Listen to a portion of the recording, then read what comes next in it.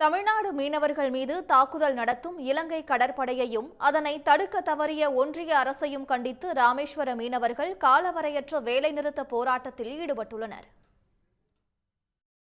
இலங்கை சிறையில் உள்ள 58 தமிழ்நாடு மீனவர்களையும் அவர்களது படகுகளையும் உடனே விடுவிக்க நடவடிக்கை எடுக்க வேண்டும் என்பது ராமேஸ்வரம் மீனவர்களின் கோரிக்கை.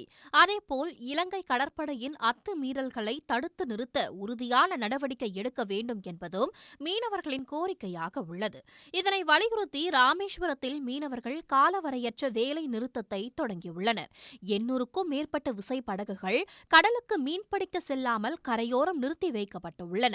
இதனால் 10,000க்கும் மேற்பட்ட மீனவர் குடும்பங்கள் வாழ்வாதாரமின்றி பாதிக்கப்பட்டுள்ளனர். இலங்கையில் உள்ள பிடிபட்டிருக்கிற மீனவர்களையும் விசைப்படகுகளையும் மீட்பு கோரி காலவரையற்ற வேலை நிறுத்தம் பண்ணியிருக்கோம்.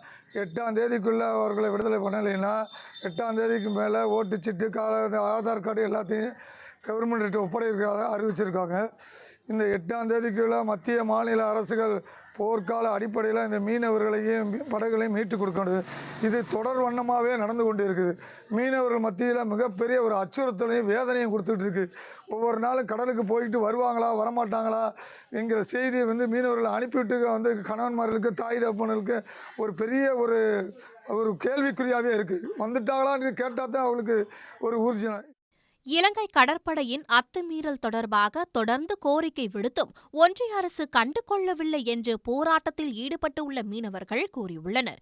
இதற்கு மேலும் தங்களது பிரச்சினைக்கு தீர்வு காணாவிட்டால் ஏப்ரல் 8ஆம் தேதி வட்டாட்சியர் அலுவலகத்தில் ஆதார் மற்றும் வாக்காளர் அட்டைகளை திரும்ப ஒப்படைக்கும் போராட்டம் நடத்த உள்ளதாக மீனவர்கள் தெரிவித்துள்ளனர்.